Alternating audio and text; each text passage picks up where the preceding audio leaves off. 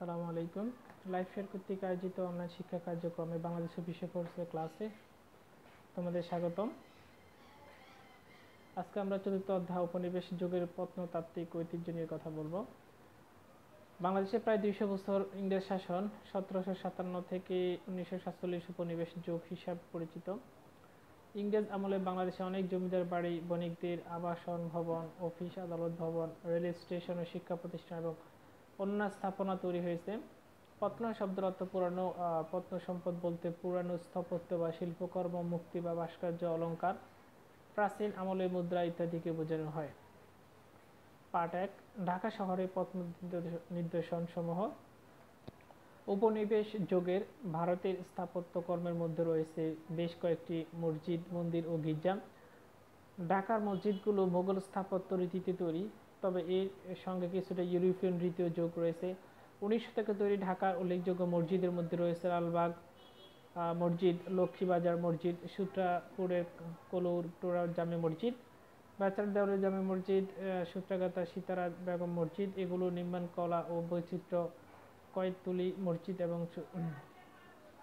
লক্ষ্মীবাজার চিনি টিকরি মসজিদ স্থাপনা চমৎকার নির্দেশনা। ভূমিকম্প ক্ষতিগ্রস্ত ইয়াজিদ ইমামবাড়ি, মেহেদি দালান ইংরেজি আমলে নতুন করে নির্মিত হয়। ঢাকা শহরে বিখ্যাত ঢাকেশ্বরী মন্দির ও রমনা কালী মন্দির উপনিবেশ যুগের আগে তৈরি। রমনা কালী মন্দিরের অবশ্য উপনিবেশ আমলে আবারও নতুন করে নির্মিত হয়েছে। 18-19 শতকে ঢাকা শহরে তৈরি হয় বেশ কয়েকটি গির্জা। এর মধ্যে সবচেয়ে পুরনো গির্জা আমিনিদা গির্জা। এটি তৈরি হয় আরমানিয়া টোলার 1781 সালে। 19 শতকে ঢাকা নির্মিত হয় সেন্ট টমাস অ্যাংলিকান গির্জা ও হরিক্রস গির্জা। এছাড়াও ঢাকা পুরনো সাহিত্যকর্মের মধ্যে রয়েছে সদরঘাট এলাকার জগন্নাথ বিশ্ববিদ্যালয়ের পাশে অবস্থিত বাহাদুর শাহ পার্ক। 19 শতকের মাঝামাঝি ঢাকা নবাব আব্দুল গনি এই পার্ক তৈরি করেন ব্রিটিশ রানী ভিক্টোরিয়ার নামে। এর পার্কের নাম দেন ভিক্টোরিয়া পার্ক। এর আগে এই জায়গাটির নাম ছিল আন্টাঘর ময়দান। আন্টাঘর ময়দানের নামের সঙ্গে জড়িত আছে 1857 সালে প্রথম ভারতীয় স্বাধীনতা যুদ্ধের ইতিহাস। 1857 সালে ব্রিটিশ সেনাবাহিনীর এদেশীয় সৈন্যদের ইংরেজদের বিরুদ্ধে বিদ্রোহ করে স্বাধীনতা শুরু করেন। ইংরেজরা একে বলে সিপাহী বিদ্রোহ। যুদ্ধে ভারতীয় সৈন্যরা জিততে পারেনি। বিদ্রোহী সৈন্যদের যারা ঢাকায় ইংরেজদের হাতে বন্দী হয় তাদের ইংরেজরা ওই আন্টাঘর ময়দানের গাছের সঙ্গে ঝুলিয়ে ফাঁসি দেয়। এই ঘটনা ঠিক 100 বছর পর 1957 সালে স্বাধীনতার জন্য জীবন দানকারী সৈনিকদের স্মৃতিতে এখানে একটি স্তম্ভ স্থাপন করা হয়। ভারতবর্ষের শেষ মোগল সম্রাট বাহাদুর শাহ জাফরের নামে পার্কের নাম করা হয় বাহাদুর শাহ পার্ক।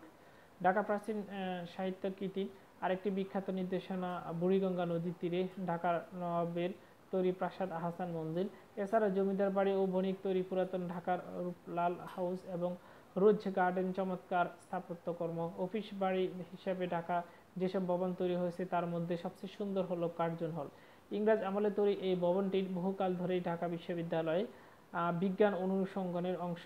পুরাতন হাইকোর্ট ভবনও ইংরেজ আমলে তৈরি। ঢাকা বিশ্ববিদ্যালয়ের ছাত্র শিক্ষক কেন্দ্রের চত্বরে অবস্থিত গ্রিক সমাধিস্রোতটি 1915 সালে নির্মিত।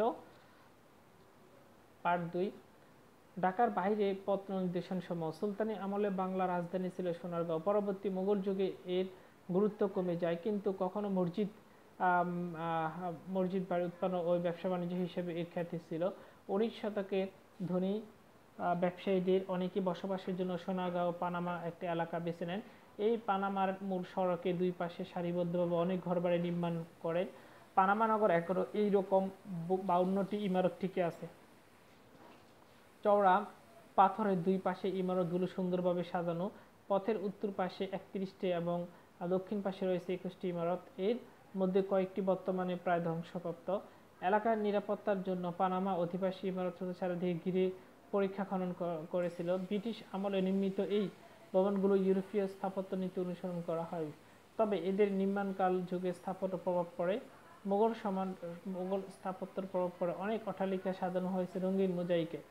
পানামার আশেপাশে আরও একটি চমৎকার ইমারত এখনো টিকে আছে। এগুলো তৈরি করা হয়েছে স্থানীয় জমিদার ও ব্যবসায়ীরা। এগুলোর মধ্যে সর্দার বাড়ি, আনন্দমোহর পোজদার বাড়ি ও হাসিময় সেনের বাড়ি উল্লেখযোগ্য। সর্দার বাড়ি বা বড় সর্দার বাড়ি এখনো স্থাপত্য হয়েছে লোক শিল্প জাদুঘর। এই জাদুঘর নির্মাণ করা 1901 সালে। এটি তৈরি হয় দুইটি বড় প্রাসাদকে নিয়ে। এই করিডোর বা লম্বা বারান্দা দিয়ে প্রাসাদের দুইটি একে অপরের সঙ্গে যুক্ত রয়েছে। দোতলা এই বাড়িতে রয়েছে 70টি কক্ষ। রঙিন মোজাইকে নানা কারুকাজে শোভিত এই সর্দার বাড়ি। সোনারগাঁওয়ের বাইরে বাংলাদেশের নানা জায়গায় জমিদারদের কিছু তৈরি অনুপম সৌন্দর্য প্রাসাদ স্থাপত্য রয়েছে, যার মধ্যে রয়েছে ময়মনসিংহের শশীলোর একটি মুক্তাগাছা জমিদার তৈরি করা হয়েছিল। মানিকগঞ্জ সাটুরিয়া বালিয়াটি জমিদারও সেই রকম আরেকটি চমৎকার স্থাপত্য নিদর্শন। রংপুরের তাজহাট জমিদার বাড়িতেও বেশ বিখ্যাত। পার্ট 3, জাদুঘরে সংরক্ষিত প্রত্নতত্ত্ব। বাংলাদেশের পুরানো কীর্তি ঘুলো থেকে পাওয়া অনেক প্রত্নতত্ত্ব জাদুঘর সংরক্ষণ ও প্রদর্শন করা হয়। এইসব প্রত্ন সম্পদ দেখে দেশের পুরনো ইতিহাস ও ঐতিহ্য সম্পর্কে ধারণা লাভ করা যায়। ঢাকা রয়েছে আমাদের জাতীয় জাদুঘর। এছাড়া নানা প্রত্নতত্ত্বের জাদুঘরেও রয়েছে প্রচুর প্রত্নস্বপ্ন।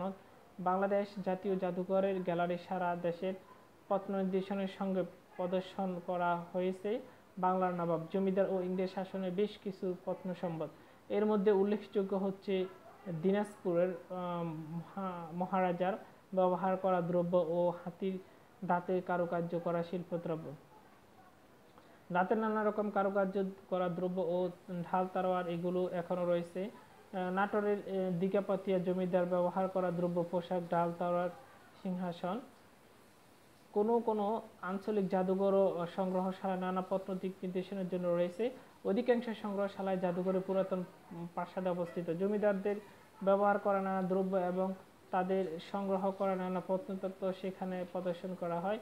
বর্তমান ঢাকা আহসান মঞ্জিল একটি জাদুঘর। আহসান মঞ্জিল জাদুঘরে ঢাকার নবাবদের পোশাক, খাট, পালং, চেয়ার, সোফা, আলমারি ও আলোকচিত্র স্থাপন পেয়েছে। ময়মনসিংহ জাদুঘরে প্রতিষ্ঠিত হয়েছে 1969 সালে।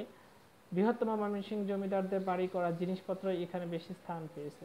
মুক্তাগাছা জমিদার এই প্রত্নতত্ত্ব ময়মনসিংহ জাদুঘর সংরক্ষণ ও প্রদর্শন করা হয়। এগুলোর মধ্যে উল্লেখযোগ্য হচ্ছে পাথর, ফুলদানি, কম্পাস, ঘড়ি, অলঙ্কার, মৃৎপাত্র, কাপড় বোনার যন্ত্র, লৌহশিল্প, খেলার সরঞ্জাম, সরস্বতী ও বিষয়বিভূতা, বাঘ, ড্রাগন, বন, হাঁড়ি সহ ইত্যাদি।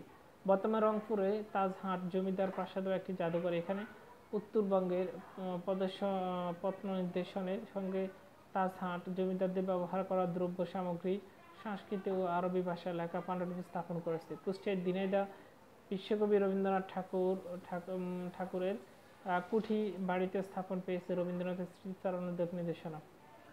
তো সুপ্রিয় শিক্ষার্থী, তোমরা এই অধ্যায় থেকে বাংলাদেশের পাঠ্যপুস্তক থেকে তোমরা 20টি জ্ঞানমূলক ও 2টি অনুধাবনমূলক প্রশ্ন তৈরি করবে। আজকে পর্যন্ত ভালো থাকো, সবাই সুস্থ থাকো, আল্লাহ হাফেজ।